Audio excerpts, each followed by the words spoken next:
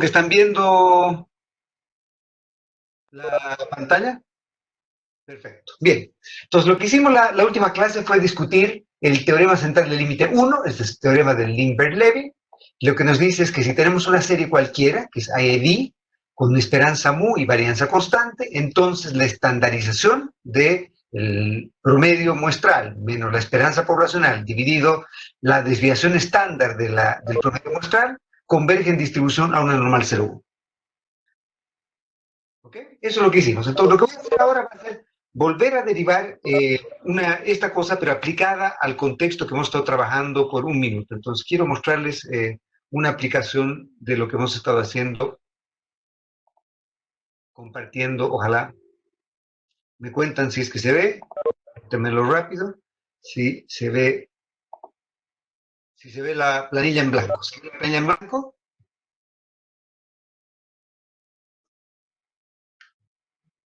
Sí, bien, maravilla. Y además se la ve un poquito más grande que antes, ¿no es cierto? Esperemos.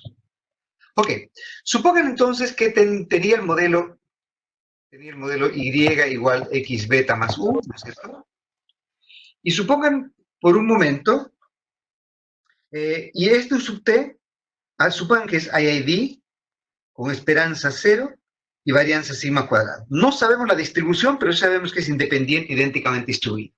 Entonces, lo que voy a hacer ahora va a ser derivar una expresión para esto que habíamos sacado antes. Entonces, sabemos que 1 sobre T, perdón, de la sumatoria de los U sub T es el promedio muestral de los U sub T, y lo que quiero mostrarles es la distribución asintótica que va a tener esta expresión. Entonces, le restamos la media, la esperanza, que es 0, y lo dividimos entre la raíz cuadrada de la varianza de esto, ¿no es cierto? Y la varianza de esto va a ser, como hemos dicho antes, 1 sobre T de sigma cuadrado. Por lo tanto, entonces, esto va a ser simplemente lo mismo que raíz T de la sumatoria de U sub T dividido sigma.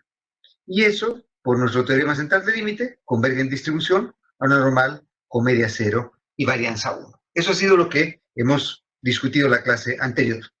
Lo que voy a hacer ahora es mostrarles que si yo, por ejemplo, decidiese, en lugar de evaluar la distribución asintótica de esta expresión, evalúo la distribución asintótica de raíz T de la sumatoria de los U sub T, entonces vean que lo que estoy haciendo es que me estoy olvidando esta parte de aquí. Esto, como es una constante, al multiplicar una constante por una normal, me va a seguir quedando el normal, con media, al multiplicar la constante, que en este caso es 1 sobre, perdón, esto debe ser sigma cuadrado, debe ser sigma. ¿Sí? Debería ser sigma porque es la raíz cuadrada de esto, lo que está ahí. ¿Sí? ¿De acuerdo? Y por lo tanto, entonces, es como si multiplicase toda esta expresión por sigma para que esta parte se me vaya y me quede solamente la raíz T de la sumatoria de los sub T. Entonces, al multiplicar esto por sigma, la esperanza va a ser sigma por 0, que sigue siendo 0, y la varianza va a ser la sigma cuadrado por 1, que es sigma cuadrado, ¿sí? Porque yo sé que cuando yo multiplico A por B, donde B es una normal, esto va a tener una distribución que es normal. Déjenme ir. Supongan que yo tengo A, que es una constante, y B, que se distribuye con una normal, yo qué sé, C, D, por decir algo, donde C puede ser cualquier número y D puede ser cualquier número, ¿sí? Y esta es una constante. Entonces, el producto de A por B va a ser una normal con media A por C y varianza A cuadrado por D, ¿sí? El cuadrado de la constante por la varianza de B es la varianza de esta expresión de acá. Y por lo tanto, entonces, la raíz T de la sumatoria de los sub T va a converger en distribución a una normal con media 0 y varianza sigma cuadrada. Vean que esto es independiente de la distribución de los U's. Los U's pueden tener cualquier distribución, pero a medida que la muestra va siendo grande, si yo rescalo la sumatoria de los U's por la raíz cuadrada de la muestra, esto va a converger a una distribución que es normal, con esperanza 0 y varianza sigma cuadrada. ¿Ok? Entonces ahora permítame volver a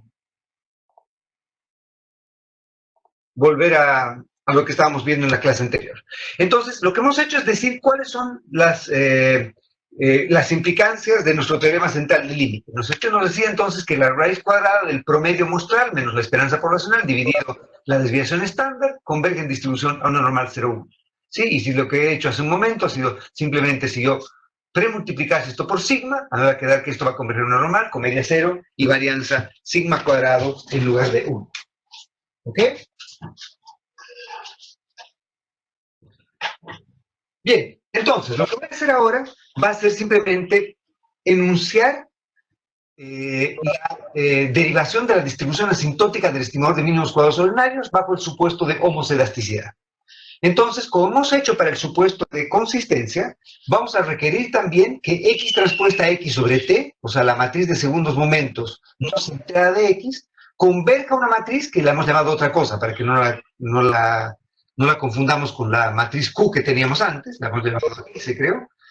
Y esta matriz tiene que ser invertible y no estocástica, ¿no es cierto? Entonces, esta condición que hemos puesto acá es la condición que nos garantizaba consistencia del estimador de mínimos cuadrados ordinarios. Lo que voy a hacer ahora es además pedirle una segunda condición. Y la segunda condición que le voy a pedir es que X transpuesta a U sobre T, que sería la sumatoria de cada uno de los X por T, multiplicado por 1 sobre la raíz cuadrada de T, que es esta expresión, T a la menos 1 medio, ¿no es cierto? Eso voy a asumir que convierte en distribución a una normal con esperanza 0 y varianza sigma cuadrado por Q. Entonces, hay una cosa importante cuando estamos con un teorema, la siguiente. Nosotros tenemos que distinguir la demostración de un teorema de la aplicación de un teorema. En un teorema o en una proposición, lo que nosotros hacemos es suponemos ciertas condiciones y decimos, si se cumple la condición A, B, C y D, entonces la conclusión lógica es que va a ocurrir esto. Entonces, para demostrar un teorema o para demostrar una proposición, lo que tenemos que hacer es, si nos diesen estas condiciones, entonces es o no correcta la conclusión a la que estamos llegando. Esa es la demostración de un teorema. La otra cosa que hacemos una vez que ya hemos demostrado que el teorema se cumple es utilizar el teorema. Y cuando utilizamos un teorema o una proposición, lo que tenemos que hacer no es demostrar el teorema, sino demostrar que las condiciones que me permiten aplicar el teorema se satisfacen. Entonces, cuando estemos, como vamos a hacer ahora, demostrar que la distribución asintótica del estimador de mínimos cuadrados ordinarios, no necesitamos demostrar que esta propiedad satisface o que esta propiedad satisface. Asumimos simplemente que estas dos propiedades satisfacen y vamos a demostrar que la conclusión lógica, cuando se cumple esta condición y se cumple esta otra condición, es que se cumple esta condición que acabo de colocar acá. ¿Ya? Eso es lo que vamos a demostrar ahora. En la práctica, cuando estemos tratando de aplicar este teorema, lo que tenemos que hacer es, sabemos que se cumplen esta y esta condición, porque ya lo hemos demostrado, esta última condición, la que está en negrillas ahora, está sobresaliente, esta última condición se va a satisfacer. Entonces, cuando yo quiero aplicar el teorema de distribución asintótica del estimador de mínimos cuadrados ordinarios, lo que tengo que hacer es evaluar si para el problema particular que tengo, si para la forma en que están las X y para la forma en que tienen las U's, se cumplen o no esta condición y esta condición. Si se cumplen, entonces, yo sé, porque lo he demostrado, lo voy a demostrar ahora, se cumpliría esta otra condición. Entonces, lo importante ahora es que quiero que recuerden que lo que vamos a hacer entonces es demostrar la distribución asintótica del estimador de mínimos cuadrados ordinarios. ¿Ok? Eso es lo que vamos a hacer en este minuto. Entonces, lo que voy a hacer es mostrar esta parte de acá. ¿Bien?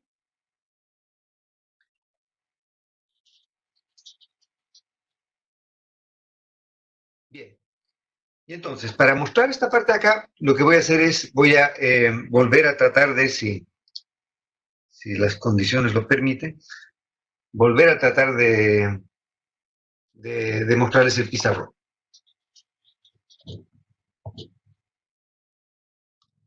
Para variar. Denme un segundito.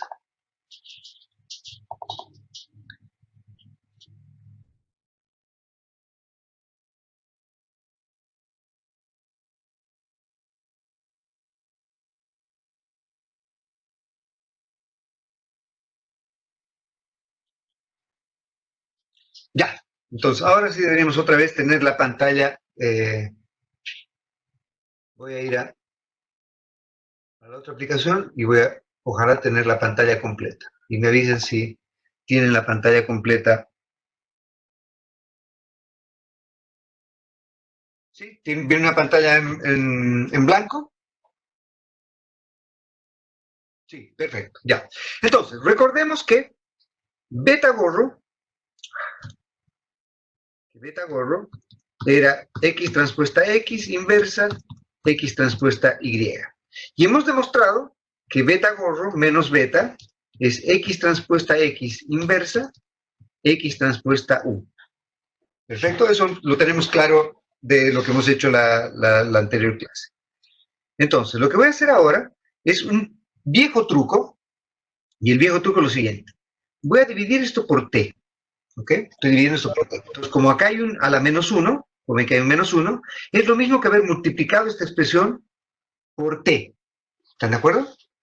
Y por lo tanto, ahora lo que voy a hacer es simplemente voy a dividir esto por raíz de t.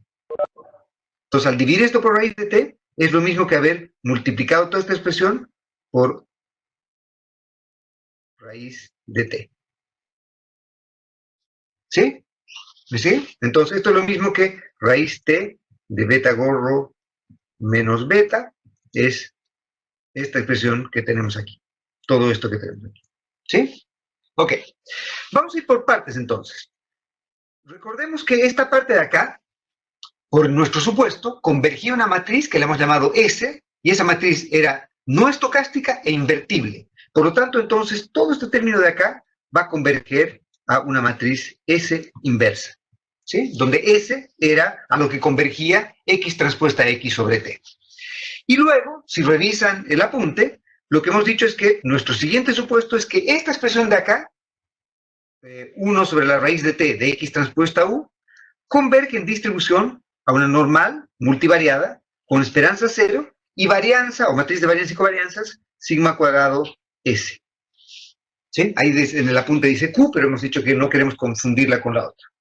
Y por lo tanto, entonces, esta parte de acá converge, entre comillas, a una constante, es una matriz, y esta parte de acá converge a una normal. Y por lo tanto, sabemos que cuando nosotros aplicamos el producto de A por B, donde esto es A y esto es B, y B es una normal y A es una constante, sabemos que A por B va a converger, o va a tener una distribución normal con esperanza A por la esperanza de la distribución de B. Otra vez, entonces B era una normal con media C y varianza D. Entonces sabemos que esto va a ser una normal con media A por C y varianza B cuadrado por D. ¿De acuerdo? ¿Sí? Y por lo tanto, entonces, ahora, lo que voy a hacer es bastante simple, porque vean que el término de acá convergía, este de acá convergía a esa inversa y este de acá convergía a esta normal. Por lo tanto, el producto va a converger en distribución a una normal con esperanza, entonces va a ser S inversa por ceros, que simplemente es un vector de ceros, y S, recuerden que es una matriz K por K, y este es un vector K por 1 de ceros, porque tenemos la dimensión de beta, es un vector de dimensión K, ¿no es cierto? Entonces, esta es una matriz de dimensión, la sigma cuadrado S es una matriz de varianza y covarianza, o sea que es de dimensión K por K. ¿Ok?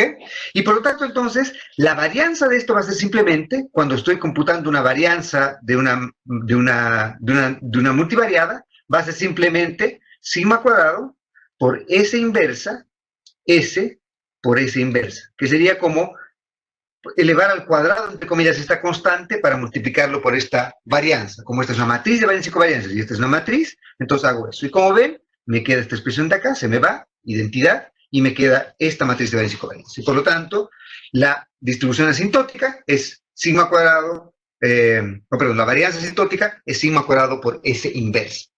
¿Están de acuerdo? ¿Todos de acuerdo conmigo? Y por lo tanto, entonces, hemos llegado a la conclusión que este de beta gorro menos beta converge en distribución a una normal con media cero y varianza sigma cuadrado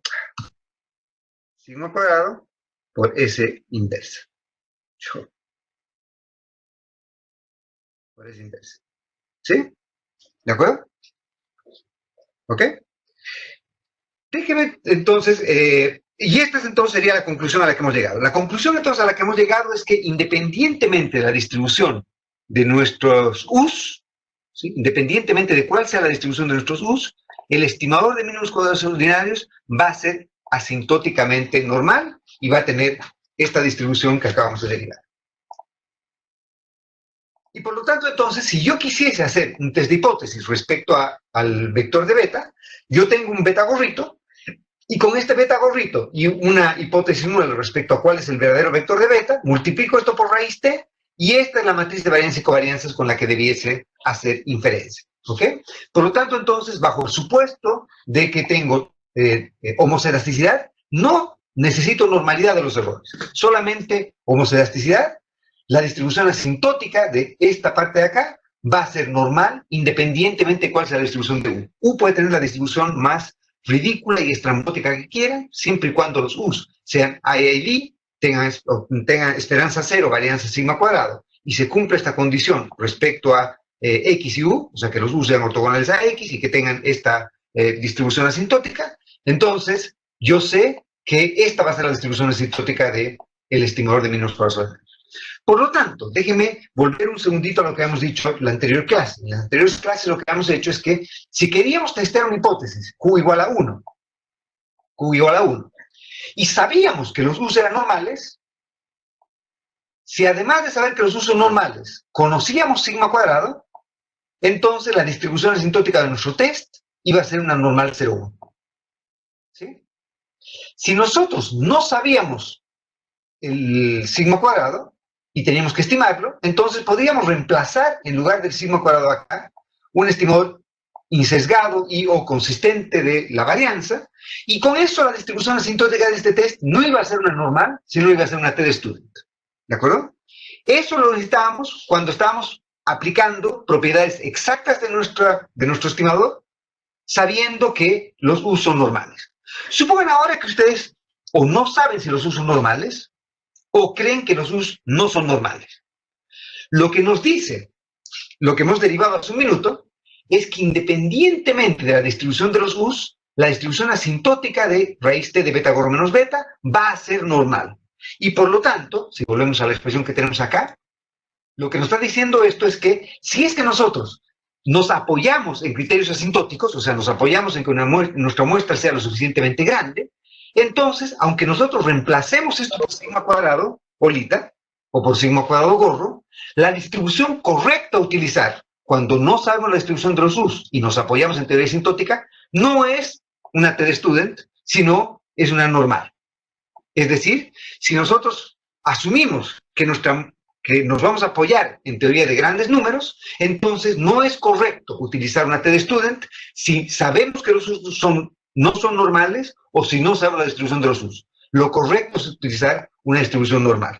Y por lo mismo, entonces, cuando estamos haciendo un test multivariado, o un test de hipótesis conjunta, para más de una restricción, sabemos que la distribución del test, que está expresada acá, va a ser una distribución F si es que, solamente si es que, sabemos que los U's son normales. Si los U's no son normales, la distribución correcta a utilizar es una chi cuadrado y reemplazar en lugar de sigma cuadrado el estimador consistente de la varianza de sigma cuadrado, que podría ser el estimador bolita o también el estimador gorro. Y de hecho, yo preferiría que sea el estimador gorro porque acá estamos explícitamente confiando en la distribución asintótica del estimador. Estamos confiando en que la muestra es lo suficientemente grande como para que esta propiedad se satisfaga. ¿Ok? Déjenme, antes de seguir, darles una última historia adicional contarles una última historia adicional de este punto. ¿Ok? Y déjenme entonces volver a esta cosa que estoy detestando. Esperemos que Mac Online sea un poquito más eficiente y me llegue más rápido el pencil, pero mientras no me llegue, bueno, vamos a tener que hacer esto. Vean, recuerden entonces que lo que hemos hecho esto es raíz t de beta gorro menos beta converge en distribución a esta expresión de acá. Lo que voy a hacer ahora es una cosa que es jugar un poco con esta expresión y voy a simplemente quedarme con beta gorro menos beta. Es decir, voy a eliminar esta expresión de acá. Como estoy eliminando esta expresión de acá, esto va a ser entonces como premultiplicar esta expresión por 1 sobre la raíz de t. ¿Sí? Y entonces, si hago eso, esto debiese mantener, sabemos que multiplicar una constante por una normal me mantiene la distribución, entonces esto debiese ser, y déjenme decir simplemente que es aproximadamente, les voy a decir en un minuto por qué, una normal, porque estoy manteniendo la distribución.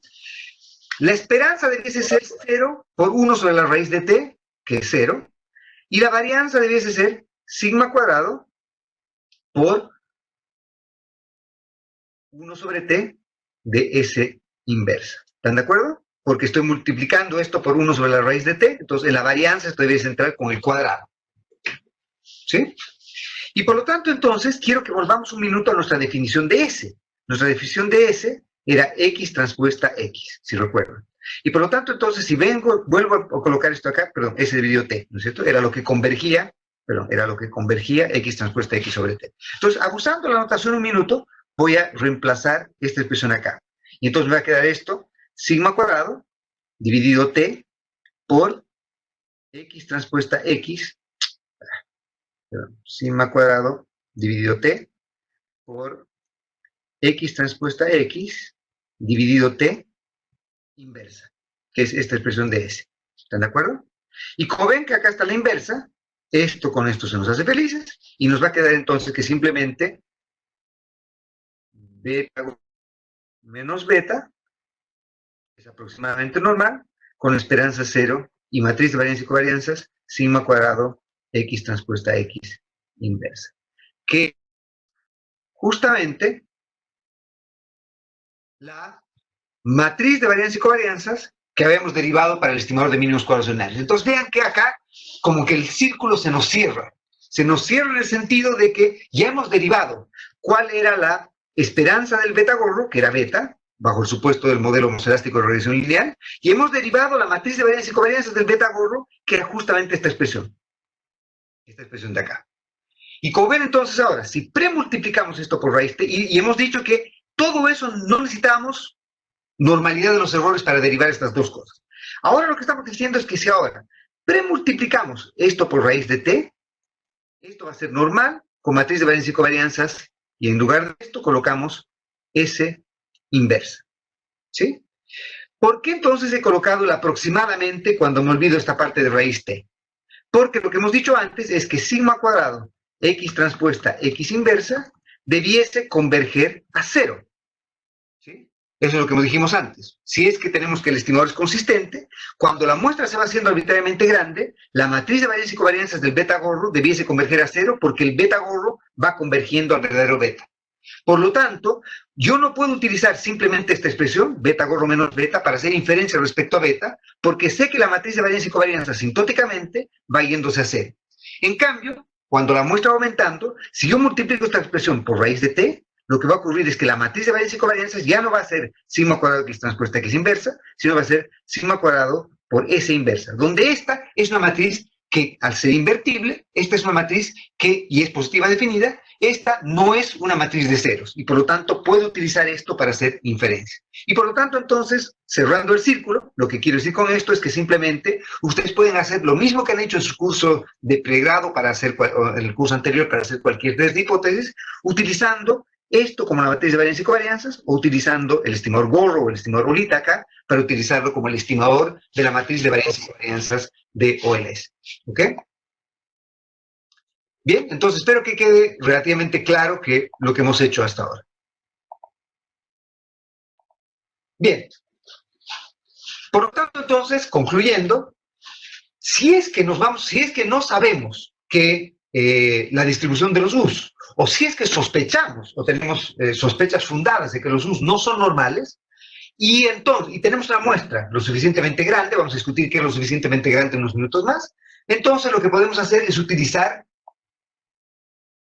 la distribución asintótica de los tests, que es utilizar, por ejemplo, la distribución normal, no la t-de-student, y utilizar la distribución chi cuadrado, no la distribución e. ¿Por qué? Porque nos estamos apoyando en la distribución asintótica. Creemos que si los U's no son normales, teoría asintótica va a empezar a funcionar, y cuando teoría asintótica funciona, la distribución es normal en un test simple, y es una F en un test, perdón, una chi cuadrado en un test conjunto, ¿ok? No son la distribución t de student ni la distribución F.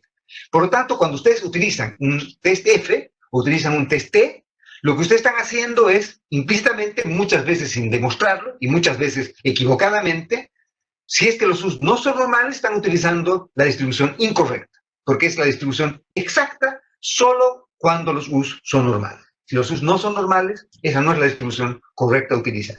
Bien, déjenme entonces ahora pasar a un tema que es uno de los que necesitan para la tarea que les he dado, ¿no?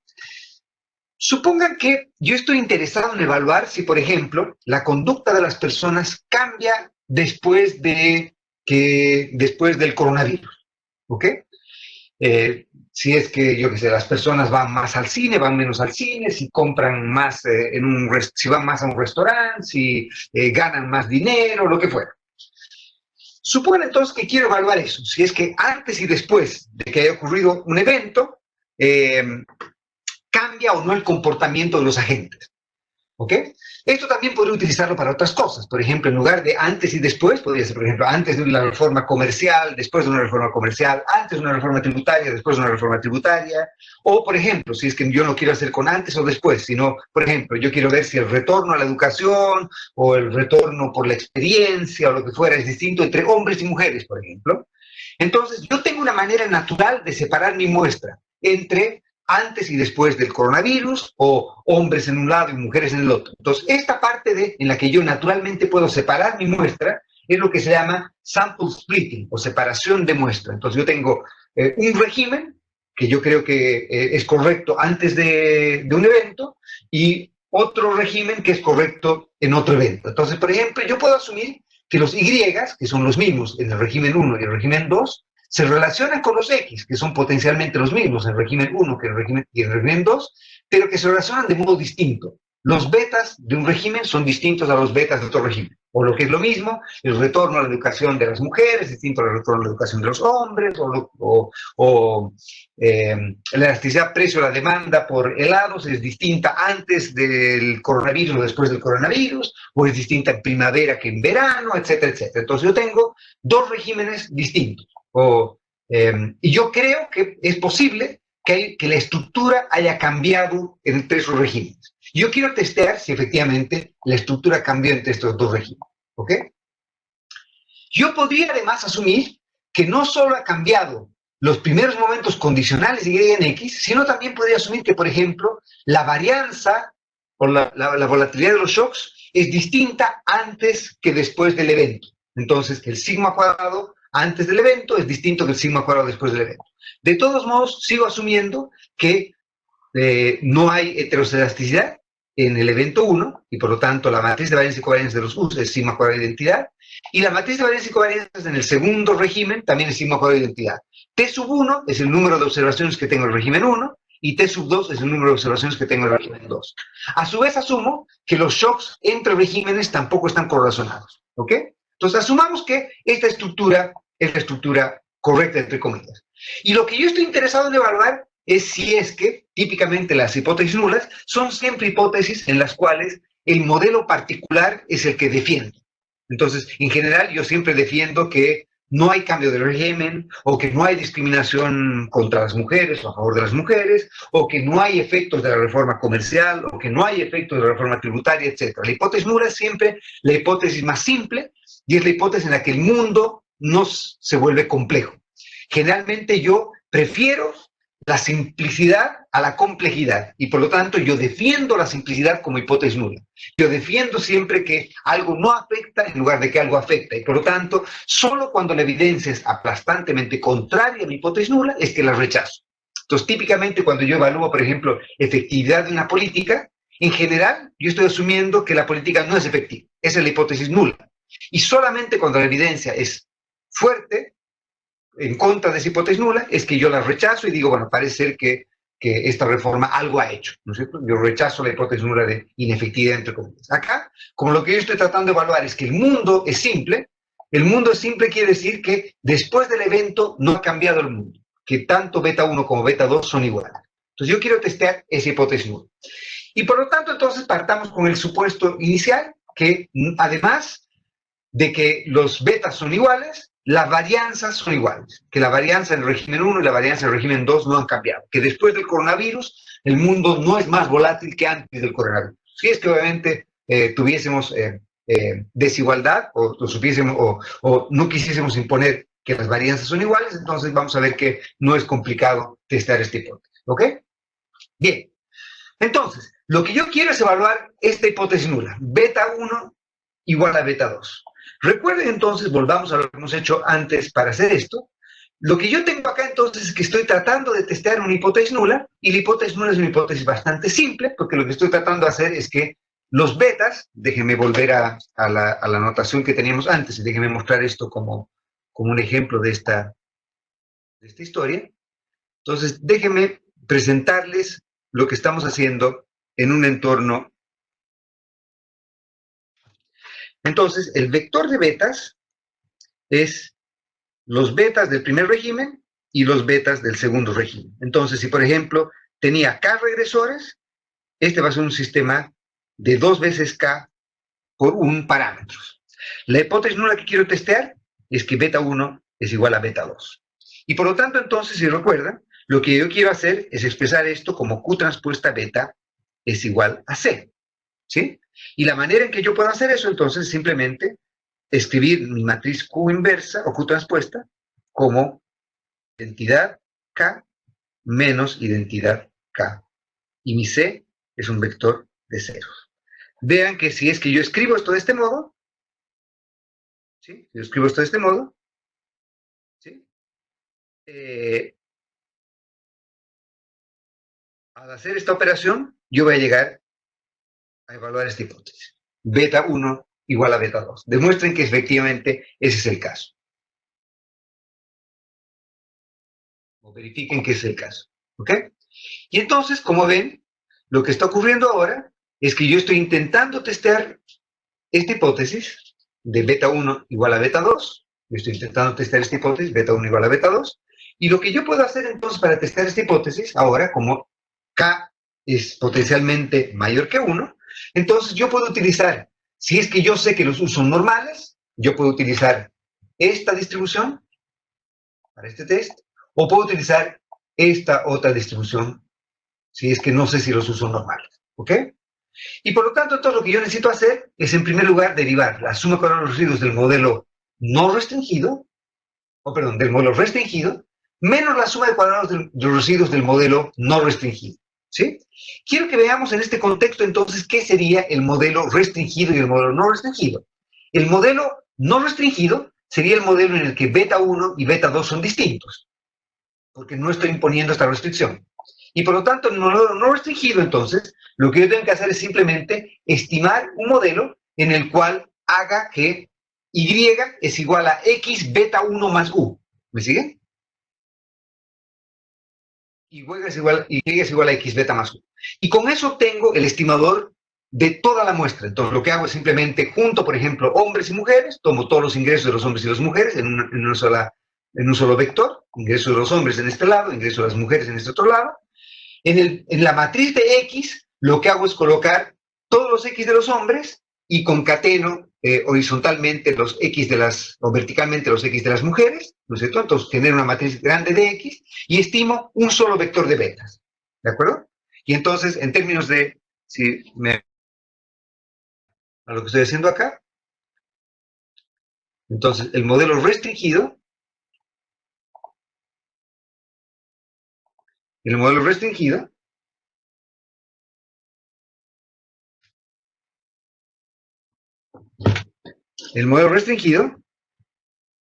donde beta 1 es igual a beta 2, ¿sí? En ese modelo, entonces yo puedo expresar esto como Y igual a beta 1 más U, ¿sí?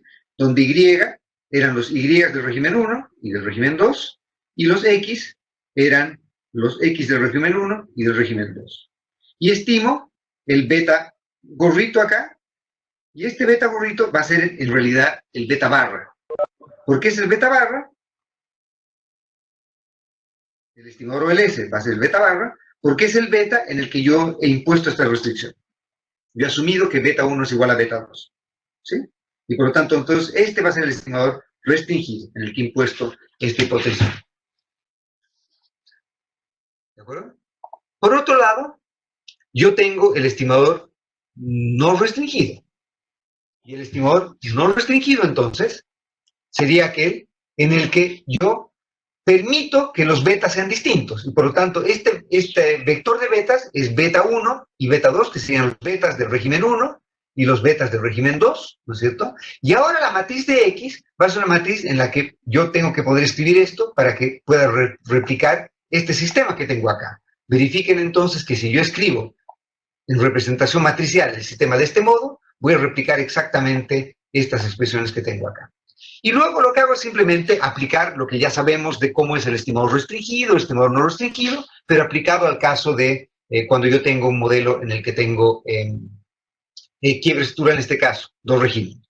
Y la gracia además es que la matriz de X para el modelo no restringido tiene muchos ceros metidos acá. Y por lo tanto, entonces, el X transpuesta a X de esta expresión va a permitirme ser función solamente de los X1 por un lado y de los X2 por el otro. Entonces les pediría que con calma en la casa demuestren que se aplican esto que acabamos de decir. Se aplican esto, esta fórmula, la ecuación 9, se aplica en la ecuación 9 al contexto que estamos discutiendo, al de dos regímenes, demuestren que van a llegar exactamente a la expresión 10 que tienen acá. ¿Ok? Demuestren que efectivamente eso es así. Entonces, acá, si es que pueden hacer eso, van a haber demostrado que dominan cómo derivar el estimador de mínimos cuadrados ordinarios, dominan cómo derivar el estimador de mínimos cuadrados restringidos, dominan cómo aplicar eso para una restricción lineal y cómo estimar el estimador con una restricción o con mínimos cuadrados restringidos, y cómo pueden hacer el test de hipótesis conjunto de beta 1 igual a beta 2. ¿Ok? ¿De acuerdo? Bien. Bueno, estos justamente también demuestren, con calma, con cariño, con generosidad, demuestren que la suma de cuadrados de los residuos del modelo no restringido adopta esta forma en este caso, y que la suma de cuadrados de los residuos del modelo restringido adopta esta forma en este caso, que es trivial. ¿Sí? Y si es que hacen eso, van a ver que aplicando esta formulita que tiene acá, van a llegar, la fórmula 11, van a llegar exactamente a la fórmula 10 que tenemos acá. Entonces, si ustedes son capaces de derivar las ecuaciones 10 y 11 utilizando lo que conocemos hasta ahora, pueden no salir a la calle ni tomar una cerveza para festejar, pero sí por lo menos darse un break, un minuto, y tomarse una Coca-Cola o lo que fuera que toman para festejar, y darse cuenta que están dominando la materia hasta ahora. Si llegan a utilizar las ecuaciones 10 y 11, que resumen todo lo que hemos hecho hasta ahora, es un excelente día en la oficina para ustedes. ¿Ok? Bien. Una cosa última que quiero decir, este test que estamos tratando de derivar, el de qué ocurre antes y después de un evento, este test es el que se conoce como el test de quiebre estructural, porque lo que estamos asumiendo es que la estructura ha cambiado después de un determinado evento, las mujeres y los hombres son estructuralmente distintos, entre comillas, o antes y después de la reforma tributaria ha cambiado la estructura, etc. La hipótesis nula siempre es que no hay cambio en la estructura. Y este test es un test bastante antiguo, y es el test que se llama el test de Chow. El test de Chow típicamente se hace con un test F, pero ustedes que ya son chicos adultos y maduros, entienden que este test es correcto solamente si es que yo puedo garantizar que los U's son normales. Si los U's no son normales, el test correcto a aplicar, o la distribución correcta a aplicar, es la distribución chi cuadrado y no la distribución F. Y los grados de libertad serían K grados de libertad. ¿Por qué? Porque K es la dimensión de este vector, ¿no es cierto?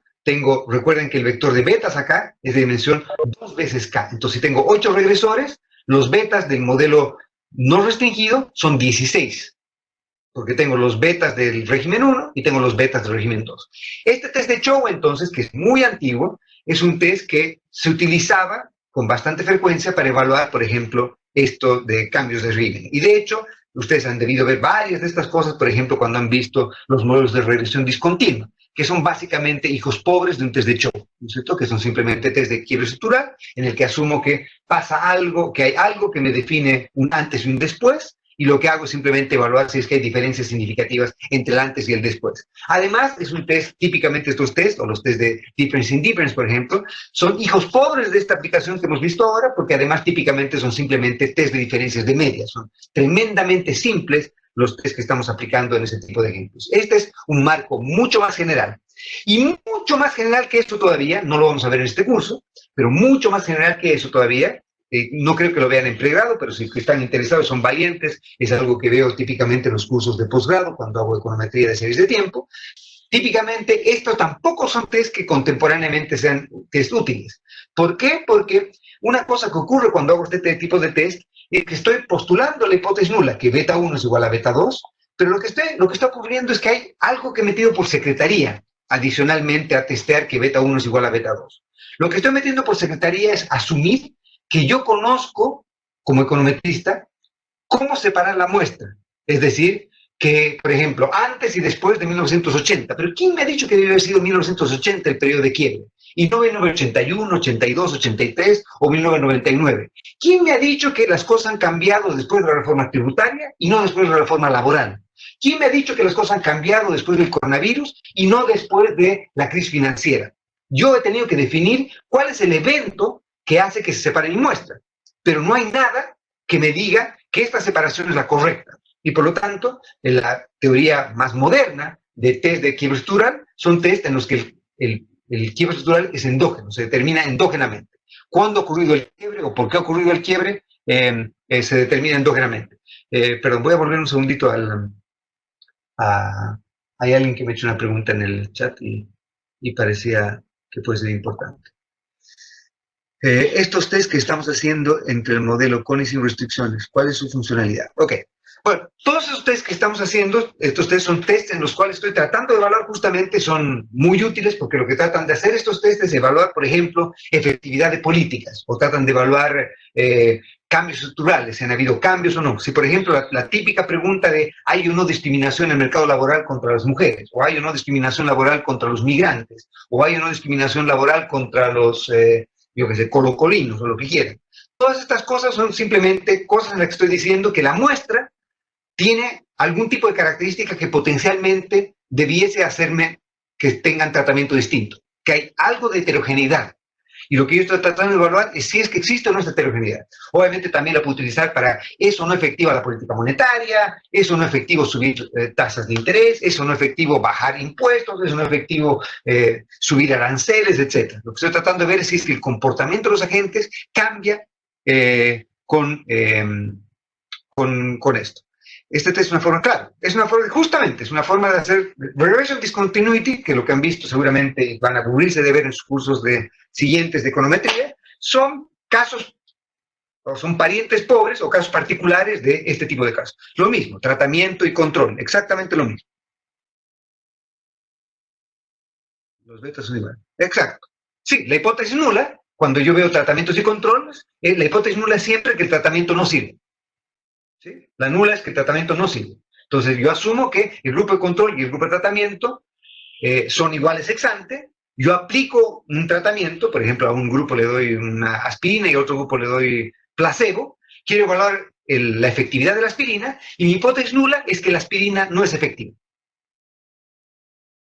Eso es lo que hago típicamente, ¿no es cierto? La hipótesis nula es que si alguien está tratando de encontrar una vacuna contra el coronavirus, la hipótesis a alguna gente le va a entregar, la va a vacunar con esto, a otra gente le va a poner simplemente agua o placebo, y lo que va a ver es la gente que contrae o no contrae la enfermedad si es que tiene las mismas condiciones, ¿no es cierto? Obviamente ojalá no se haga primero con hombres, sino con animalitos o algo parecido disculpen los amantes de PETA, pero típicamente preferimos un poquito más a un humano que un conejito por ahora. ¿Ok? Entonces, básicamente, como ven, este contexto me sirve para poder evaluar muchas cosas que seguramente han visto en sus cursos anteriores. Obviamente, algo que también podríamos hacer es no asumir el supuesto de homoscedasticidad entre regímenes. Y podríamos evaluar también si es que las varianzas entre regímenes son distintas. Eso es algo que también se puede hacer. No se los voy a pedir acá. Requeriría un poquito más de derivación, pero no los asumamos que esa parte no se va a pedir en este curso, pero tomen en cuenta que uno también podría hacer eso. ¿Ok? Bien, vamos entonces ahora con el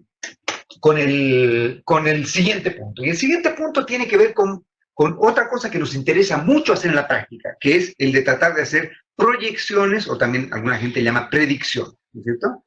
Y hacer predicciones o proyecciones es básicamente un ejercicio que lo que intentamos hacer es lo siguiente. Supongamos que nosotros estamos en el año X y estamos intentando saber cuáles son las ventas que podemos proyectar para el año X más algo, ¿no es cierto? Entonces queremos proyectar el futuro, típicamente, no ese chiste de la gente, ese chiste de hacer proyecciones es difícil, especialmente proyecciones del futuro. ¿Ok? Y entonces lo que queremos es hacer predicciones fuera de muestra. ¿Ok? Nosotros tenemos una muestra de un tamaño particular y queremos hacer predicciones respecto a lo que va a ocurrir. Obviamente las predicciones son útiles para muchas cosas. Podemos querer hacer predicciones para, por ejemplo, queremos comprar una empresa y queremos evaluar cuánto vale esta empresa. Para evaluar cuánto vale esta empresa, lo que tenemos que hacer es proyectar cuánto creemos que esta empresa va a ganar en el futuro para hacer la suma descontada de beneficios y que creemos que con eso valoramos la empresa. No valoramos la empresa conforme a lo que la empresa ganó. No valoramos la empresa conforme a cómo le fue el siglo pasado. Valoramos la empresa conforme a lo que creemos que le va a ir en los siglos futuros. Obviamente, una empresa que hacía carruajes era tremendamente valiosa en el siglo XIX, pero una empresa que hace carruajes es prácticamente inútil, excepto para hacer paseos turísticos en el siglo XXI, ¿no es cierto? Y por lo tanto, obviamente, las utilidades de esta empresa en el siglo XIX nos sirven muy poco para proyectar cuánto vale esta empresa hoy día. Y lo mismo debiese ocurrir con muchas de las cosas que van a ocurrir después del COVID. Durante mucho tiempo es probable que eventos en los cuales, o lugares en los cuales haya conglomeración humana, no van a servir mucho, ¿sí? Van a valer menos. Entonces, yo qué sé, Cinemark va a valer menos, restaurantes van a valer menos, excepto que hagan cosas online y cosas de esas, de pedidos, deliveries, van a ser más valiosos, etc. Muchas cosas van a cambiar y nos interesa tener una idea respecto a cómo pueden cambiar conociendo la estructura que tenemos hoy día. Entonces, quiero que hagamos este ejercicio. Supongamos que nosotros estamos parados en el periodo T, digamos que el periodo T grande es, yo qué sé, hoy día, y queremos proyectar algo que va a ocurrir con la variable en el periodo P chico, donde P chico es un periodo mayor que T. Entonces estamos en el año 2020 y queremos proyectar lo que va a ocurrir con la variable Y en el periodo 2025, por decirlo. ¿Ok?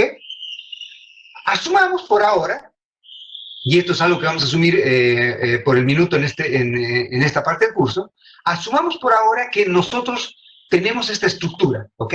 Que Y en el periodo P, en el periodo P hemos dicho es el futuro, depende de los X en el futuro y depende de un beta en el futuro también, más el capricho divino, el U, del próximo periodo. Una cosa muy importante que quiero que tomen en cuenta es que el nivel de conocimiento que nosotros requerimos para hacer teoría de proyecciones, o para hacer proyecciones, es un nivel de conocimiento bastante más elevado y superior que el que necesitamos para hacer estimaciones.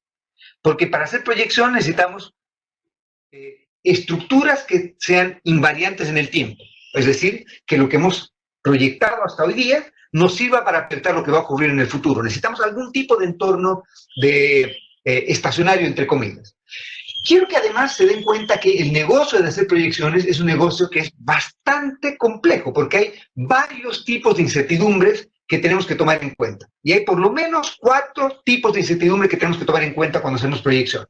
Supongan que tenemos entonces que creemos que Y en el periodo P depende de los X en el periodo P más por beta, transpuesta por beta, más el shock del periodo P. Entonces, ¿qué es lo que va a hacer que nosotros tengamos problemas respecto a poder proyectar lo que va a ocurrir en el periodo P? La diferencia entre lo que nosotros proyectemos y lo que efectivamente ocurra se va a deber a estos 4 niveles de incertidumbre que tenemos. El primer nivel de incertidumbre es el nivel de que, supongan que nosotros tenemos la buena suerte de que sabemos que Y depende de las variables X en el futuro, y supongamos que Dios ha sido lo suficientemente buen tipo que nos dice exactamente cuáles son los X del periodo 2025. Entonces supongamos que queremos proyectar, yo qué sé, cuál va a ser la inflación en el periodo 2025, y Dios nos dice exactamente cuál va a ser el tipo de cambio de 2025, la política monetaria, la política fiscal, los shocks de oferta, los shocks de demanda. Conocemos toda la estructura detrás de lo que va a ocurrir en el 2025. ¿Ok? Sabemos todos los X del 2025. Supongan que además Dios no solo está en un ataque de generosidad increíble por ese lado, sino que Dios también es tan buen tipo que me dice, mira viejo, ni siquiera quiero que estimes el beta. Te voy a entregar exactamente cuál es el verdadero valor de beta. Por lo tanto, entonces, si yo quiero proyectar el valor de Y en el periodo P grande, yo conozco todos los X en el periodo P, conozco el beta en el periodo P, pero Dios, siendo buen tipo, no es tan buen tipo, Dios no nos dice cuál es el capricho o sorpresa que nos quiere dar en el periodo P. Conocemos entonces todo el componente sistemático, pero sabemos que va a haber un capricho y ese capricho es por definición impredecible con la información que tenemos hasta hoy día. Por lo tanto, aunque nosotros conozcamos con certeza todos los determinantes de Y en el futuro, conozcamos con certeza cómo se relacionan los determinantes de Y con Y, es decir, conozcamos los betas.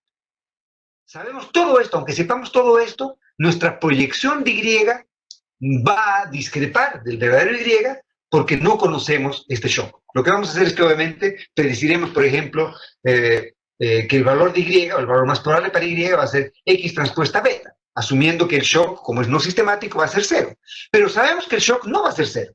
Dios ese día se va a levantar de buen humor y nos va a dar un U positivo o negativo, dependiendo si Y es un bien o un mal, y nos va a dar un shock negativo o positivo al otro lado si es que despertó de mal humor.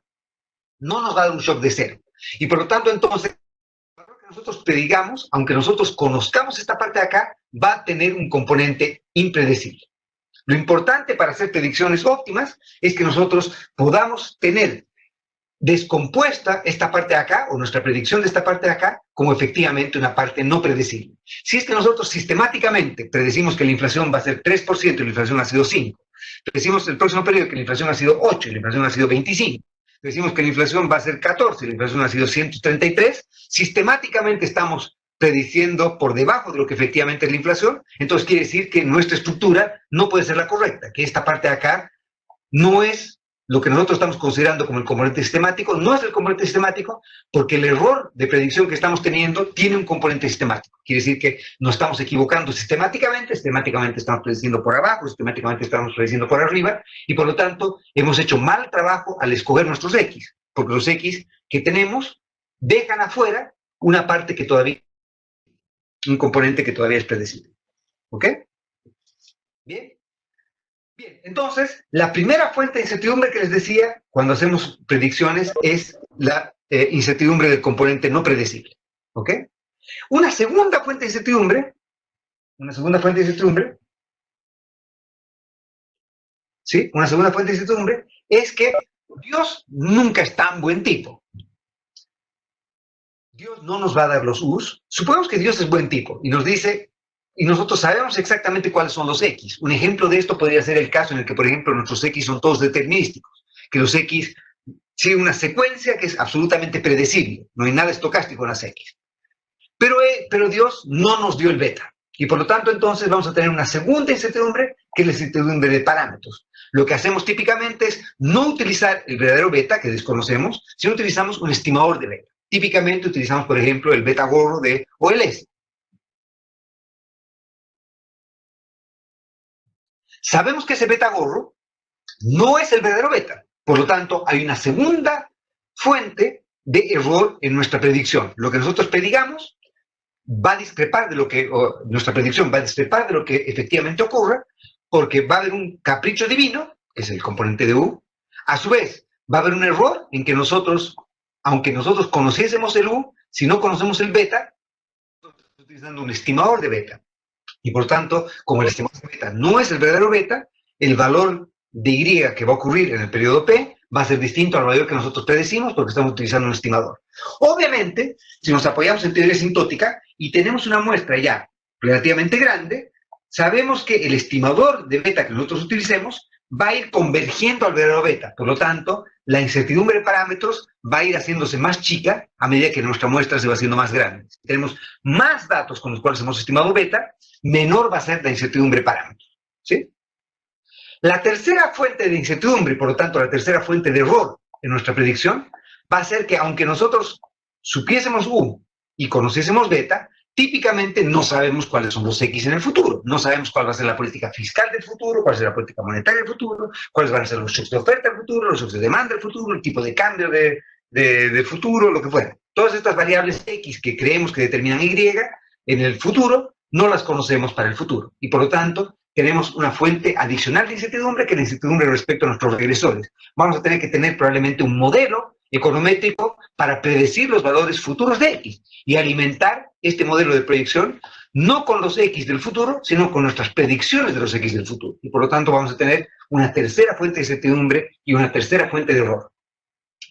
Y la última fuente de error, que es probablemente la más importante, es la fuente de error que viene por la especificación. ¿Quién nos ha dicho que esta es la especificación correcta para determinar Y en el futuro? ¿Quién nos dice que si en el futuro hay un cambio radical de políticas? Si ustedes recuerdan el discurso de Macro, y han escuchado hablar de la crítica de Lucas. Entre paréntesis, respóndame por un segundito si han escuchado hablar de la crítica de Lucas. ¿En qué curso de Macro están? Vicente escuchó, Agustín escuchó, perfecto. Entonces, Matías escuchó, asumo que todos escucharon. ¿Qué nos dice la crítica de Lucas? No la entendí. Bueno. Yeah. Ok. ¿Hay alguien más que no la entendió?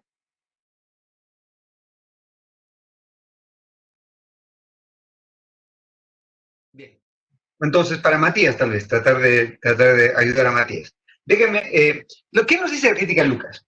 La crítica de Lucas nos dice básicamente la siguiente. Bueno, no me acuerdo, es peor todavía. No, no es peor. No, porque la crítica de Lucas es el economista vivo más espectacular que existe en el planeta Tierra. Entre paréntesis, voy a dar un comercial. El próximo semestre voy a hacer un electivo de macro avanzada, no sé qué se va a llamar, donde vamos a hacer un curso de macro como me gustaría que tengan cursos de macro en pregrado. Y veremos cómo funciona eso para ver si es que lo metemos dentro de la malla curricular convencional. Pero voy a hacer el próximo semestre un curso lectivo, o sea que si ya han hecho sus cursos de macro, va a ser un curso que voy a juntar macro con econometría. O sea que va a ser un curso que ojalá para los que no se han aburrido o no han creado una reacción alérgica a mí, pueden tratar de tomar ese curso. Bien. Entonces, la crítica de Lucas nos dice básicamente lo siguiente, ¿no es cierto? Si los agentes son racionales y los agentes son forward-looking, o sea, los agentes miran hacia adelante, que es lo que esperaríamos que sea el comportamiento más obvio y racional de las personas, o sea, nuevamente la misma historia de acá. Si ustedes quieren comprar una empresa de carruajes, de caballos, lo más probable es que les interese tratar de ver la proyección de ventas futuras de esa empresa de carruajes y no las ventas que tuvieron en el siglo XIX. Puede ser que las ventas del siglo XIX les ayuden a predecir lo que van a ser las ventas futuras, eso puede ocurrir. Pero obviamente sería un suicidio olvidarse de que lo que interesa es proyectar lo que va a pasar en el futuro. Lo mismo ocurre si es que ustedes, por ejemplo, tienen una empresa o son empleados y hay una reforma laboral, una reforma tributaria que se va a hacer el próximo año. Sería un suicidio no considerar las implicancias que va a tener esa reforma laboral tributaria en el costo laboral, por ejemplo, o en las ventajas que tienen contratar o despedir personas, y por lo tanto ustedes, si son agentes racionales, lo que van a hacer es incorporar en sus decisiones de hoy día lo que esperan que ocurra en el futuro. ¿Todos de acuerdo? Hasta ahí todo parece bien normal, ¿no es cierto? Por lo tanto, entonces, si ustedes viven en un entorno en el que esperan que ocurran ciertas cosas en el futuro y por lo tanto deciden ahorrar tanto o invertir tanto o contratar tantas personas o despedir tantas personas o lo que fuera, y supongan ahora que sin ninguna discusión ni nada, al dictador de turno, al presidente de turno, al ministro de turno, al parlamento de turno, lo que fuera, se les ocurre hacer una reforma laboral radical y no predecible por los individuos, nada, no esperado. La pregunta es, si es que ha habido un cambio en la estructura, que por ejemplo hace más costoso despedir y por lo tanto implícitamente más costoso contratar a las personas, ¿no es cierto? Eso debiese o no debiese tener efectos en la manera en que nosotros nos comportamos, debiese cambiar la manera en que nos comportamos o no. Lucas nos dice que los agentes son forward-looking Y si es que hay un cambio en la manera en que en la que se determinan variables de estado, las llama él, entonces debiese cambiar la manera óptima en la que las personas reaccionan ante eso. Entonces, si es que volvemos al ejemplo que teníamos acá, supongan que las X son los determinantes de Y. Y, por ejemplo, las personas que contratamos, X sería los costos de contratación o lo que ustedes quieran. ¿Ok? Entonces, si es que cambia la manera en que se generan las X, si es que cambia la ley de movimiento de las X, lo que me está diciendo la crítica de Lucas es que debiese cambiar la manera en que Y reacciona a X. Es decir, debiesen cambiar los betas. Eso es lo que está diciendo Lucas, en el fondo. Lo que me dice Lucas entonces es que si es que yo vivía en el mundo, en el régimen 1, y si es que de ahora en adelante me cambian las reglas de juego completamente, los agentes óptimamente debiesen reaccionar de modo distinto. Entonces, ante cambios de X, debiesen reaccionar de modo distinto en su elección de Y. Los betas debiesen cambiar. Si había un beta 1 antes de la reforma, debería ser un beta 2 distinto después de la reforma. Porque los agentes entienden que ha cambiado la manera en que los X se generan y por lo tanto debiera cambiar la manera óptima de responder ante cambios en las X. ¿De acuerdo? Eso es lo que nos dice la crítica de Lucas. Por lo tanto, entonces, si es que nosotros, a su vez, tenemos un caso en el que no solo queremos proyectar lo que va a pasar en el futuro, sino que queremos evaluar los efectos de una revolución, por ejemplo, un cambio crucial en algunas cosas, más vale que garanticemos que nuestro modelo sigue siendo útil en el futuro. Si es que, por ejemplo, tenemos idea fundada de que los betas van a cambiar cuando cambia la manera en que los X se generan, entonces quiere decir que esta especificación no va a ser correcta para hacer predicciones. Sería bastante tonto utilizar un modelo de 1980 para predecir la inflación hoy día, porque la manera en que se hace la política monetaria ha cambiado y por lo tanto la manera en que reacciona la inflación a los shocks de demanda y oferta han cambiado porque la manera en que el Banco Central reacciona ante estos shocks es distinta.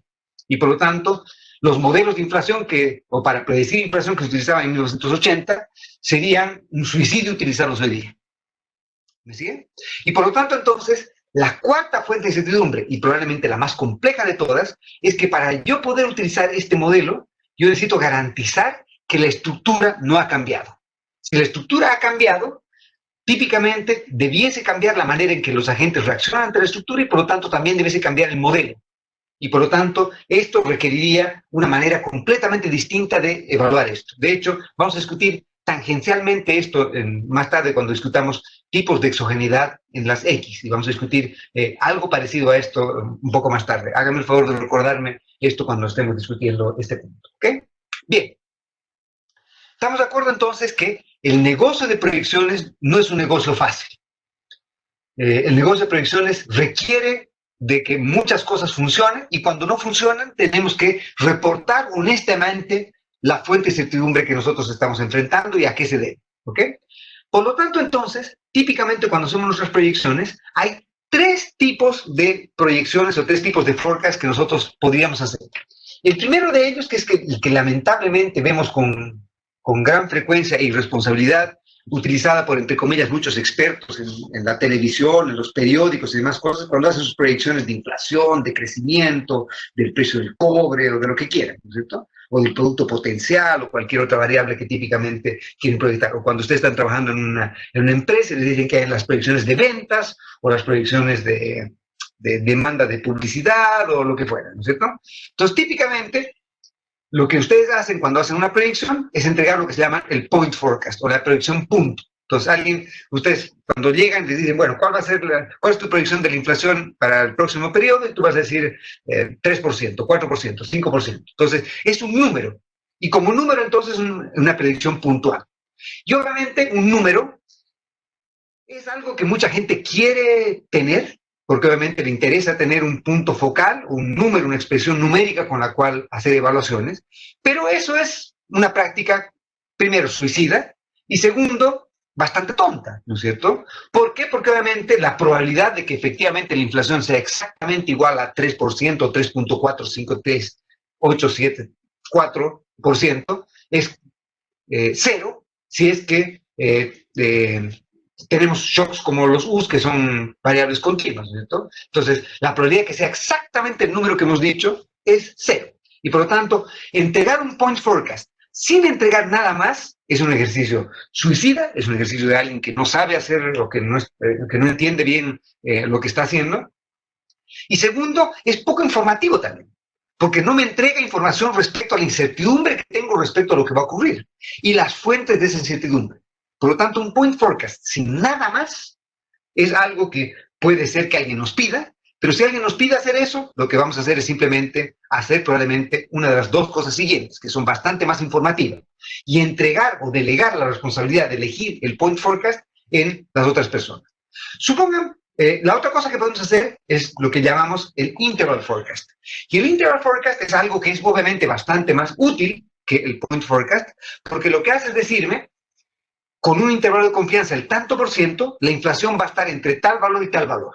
Entonces, lo que estoy haciendo ahí, estoy entregando información explícita respecto a la incertidumbre que yo estoy entregando a mis proyecciones. Estoy diciendo entonces que con tal probabilidad la inflación va a estar entre tal punto y tal punto, el crecimiento va a estar entre tal punto y tal punto, o el precio del cobre va a estar entre tal punto y tal punto, o nuestra demanda de papas fritas o paraguas va a estar entre tal y tal valor. Entonces, la gracia de tener un interval forecast es que entrega información adicional a simplemente el point forecast. ¿No es cierto? Nos dice un intervalo de confianza con el cual decir dónde va a estar la variable que nosotros estamos interesados en proyectar. Bien. Y otra cosa que también podríamos estar interesados en hacer, déjenme ir un segundo a compartir otra vez esta parte de acá.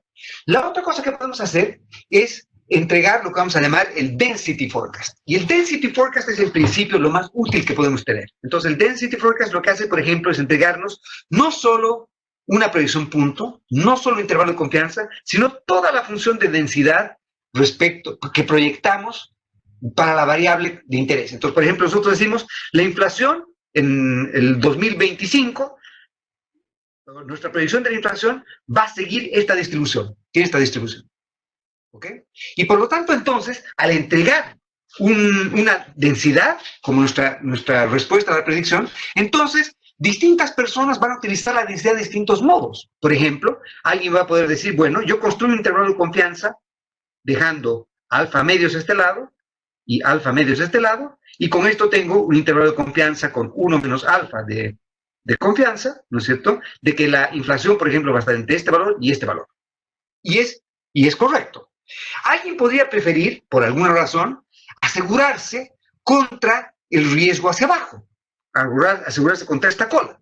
Y por lo tanto uno podría tener una predicción con un intervalo de confianza también de 1 menos alfa por ciento, pero donde deje 0 de acá y coloque un alfa aquí. Entonces mi intervalo de confianza va a ser desde acá hasta acá.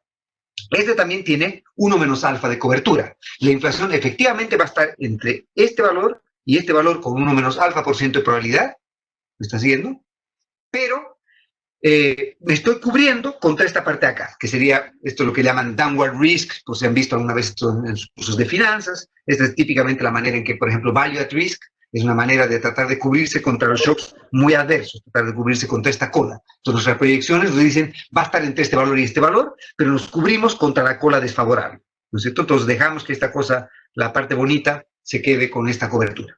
Un punto muy importante que también es crucial que tomen en cuenta. Supongan que yo entrego un intervalo de confianza de 1 menos alfa de cobertura. ¿Ok? Yo digo, la variable va a estar entre este rango, entre este valor y este valor, con 90% de probabilidad, o con 80% de probabilidad. Mi cobertura es eso. ¿Qué quiere decir 1 menos alfa por ciento de cobertura? Quiere decir que yo estoy dispuesto a cometer, y debiera cometer, errores de una proporción alfa. Eso quiere decir que si, por ejemplo, este es un intervalo de confianza al 90%, quiere decir que para evaluar que estoy haciendo el modelo, entregando una cobertura adecuada, debería ser el caso que no siempre la inflación, por ejemplo, debería estar en este rango. La inflación no siempre debería estar acá, sino que de vez en cuando la inflación debería estar aquí o debería estar acá. La inflación debería salirse del rango de vez en cuando. ¿En qué proporción? En alfa por ciento de los casos. Entonces, por ejemplo, yo hago un intervalo de confianza del 90%, yo hago una predicción para el 2011, 2012, 2013, 2014, 2015, etcétera, para todos los años. Lo que debiese ocurrir es que, hecho para 10 años, por ejemplo, en uno de esos 10 años, la inflación efectivamente observada no debiese estar comprendida en el rango del intervalo de confianza que estoy dando. Si es que la inflación está siempre dentro del rango, quiere decir que estoy haciendo un intervalo muy ancho. El intervalo debe ser más estrecho. Porque si con probabilidad 1 la inflación está acá, el rango que le estoy dando no tiene una probabilidad de 1 menos alfa, tiene una probabilidad del 100%. Por lo tanto, entonces, el rango que debiera ser más chico. Supongan, en cambio, que yo hago una proyección, en teoría, al 90%, y por lo tanto debiese estar afuera del rango solamente en 10% de los casos, y estoy fuera del rango la mitad de las veces. Quiere decir entonces que estoy entregando una falsa seguridad. Estoy entregando un rango demasiado chico. Mi proyección debiese tener un rango bastante más amplio para la cobertura que estoy proponiendo. Por lo tanto, entonces, es crucial cuando estamos haciendo este tipo de casos asegurarse de que entendemos exactamente la naturaleza del ejercicio para que el ejercicio sea útil. Y además, cómo evaluar si es que estamos haciendo bien lo que estamos haciendo. Y el tercer punto importante que quería colocar acá es que, por ejemplo, si es que la distribución de, yo qué sé, de la inflación, por ejemplo, es así, de mi proyección de inflación es así, esto si la distribución se ve así, debiese ser importante entonces, y no es inocuo, decidir hacer un point forecast. Porque, por ejemplo, si la distribución es asimétrica, o digamos la más asimétrica todavía, digamos que es así la distribución, ¿ok? Entonces hay una cola muy ancha por este lado de la distribución, ¿sí? Y una cola relativamente angosta por este lado de la distribución. Lo que ocurre cuando tengo distribuciones asimétricas como esta, y distribuciones asimétricas hay cientos de miles. Los ingresos tienen distribución asimétrica, el talento tiene distribución asimétrica, la belleza tiene distribución asimétrica, la inteligencia tiene distribución asimétrica, etc. Todas estas variables tienen este tipo de distribución. Y por lo tanto, entonces, si es que nosotros tomásemos esta distribución, ¿ok? Y nosotros computamos el promedio va a ser una variable que va a ser, el promedio va a ser un estimador que va a ser una medida de tendencia central poco robusta en el sentido de que una observación en este extremo de la cola, una observación poco frecuente, pero en este extremo de la cola, me va a cambiar radicalmente este estimador. El ejemplo que siempre doy es, supongan que yo estoy haciendo una encuesta entre los compañeros de curso de kindergarten de Bill Gates para saber cómo les fue en su vida profesional. Y quiero saber sus ingresos, ¿no es cierto? Y entonces lo que voy a hacer, o cómo son los ingresos de las personas que fueron al kinder de Bill Gates. Entonces agarro y junto a todas las personas y les pregunto cuáles han sido sus ingresos, ¿no es cierto? O vean esta historia, tal vez es un poquito más interesante y divertida. La Universidad de Virginia, en un año en particular, dijo que los graduados de la carrera de comunicación social, o de periodismo, si quieren, en la Universidad de Virginia, ganan en promedio $1.200.000 al año. Venga a estudiar en la Universidad de Virginia, comunicación, nuestros egresados ganan en promedio $1.200.000. Entonces, obviamente, cuando vieron esa publicidad, mucha gente decidió estudiar periodismo, se decidió estudiar periodismo, o si quieren teatro, cualquier apreciación musical, o cualquiera de esas otras disciplinas bastante bonitas seguramente, pero donde el valor de mercado de ellas probablemente no es $1.200.000 al año. Y obviamente lo que ocurría es que gran parte de las personas no recibían ese ingreso. ¿Y cuál era el problema con eso? Es que obviamente la Universidad de Virginia, de una manera, digamos, un poco honesta, lo que hizo es olvidarse de mencionar que en el año en el que calculó el ingreso promedio de sus egresados, era el año en el que había estado un chico que había estudiado en la Universidad de Virginia, había hecho comunicación en la Universidad de Virginia, pero que era un jugador de la NBA. Entonces, que acabando la Universidad de Virginia, fue reclutado para la NBA y ganó $800.000 y contratos de publicidad y apareció en la publicidad de Sprite y todo lo que ustedes quieren. De hecho, cuando yo estudié en Duke, yo fui el ayudante de investigación de Grant Hill. Ustedes tal vez son demasiado chicos para eso, pero Grant Hill era la promesa de ser el que iba a ser el siguiente Michael Jordan. Y cuando él estaba haciendo el curso conmigo, estaba en el último semestre, era la última materia que tenía, yo sabía que acabada esta mi materia, este hombre iba probablemente a ganar unos cuantos órdenes de magnitud más de dinero en su primer año de lo que probablemente yo gane en toda mi vida. Y obviamente por eso lo reprobé. No, excelente. Pero me siguen, ¿no es cierto? Entonces, haber hecho eso, en ese caso, es obviamente una métrica deshonesta de la medida de tendencia central. Una métrica más robusta de cómo le va a esa gente en la Universidad de Virginia es calcular algo que no depende de esta observación extrema, en este caso del estudiante que se fue a la NBA o de Bill Gates, ¿no es cierto? Si Bill Gates estaba resfriado el día que hago la encuesta, el ingreso promedio de los que estudiaron en la guardería de Bill Gates va a ser unos cuantos cientos de miles de dólares al año, pero si es que Bill Gates aparece ese día y hacemos la encuesta cuando está Bill Gates, el promedio de ingresos de los que fueron a la guardería con Bill Gates son probablemente unos cuantos cientos de millones de dólares, si no tal vez hasta un billoncito de dólares por ahí.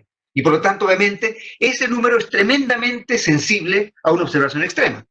En cambio, la mediana no es una observación sensible a eventos extremos. Si es que aparece o no aparece Bill Gates, si es que está o no está el tipo de la NBA en nuestro cálculo de la mediana, eso va a pesar muy poco. La mediana es un estadígrafo robusto a la presencia de observaciones extremas. Vamos a discutir eso con más calma más tarde.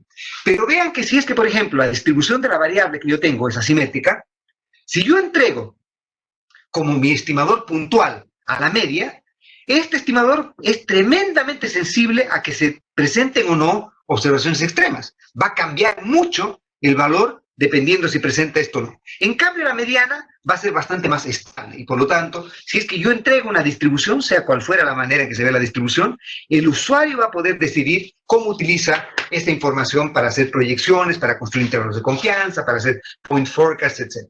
¿Ok?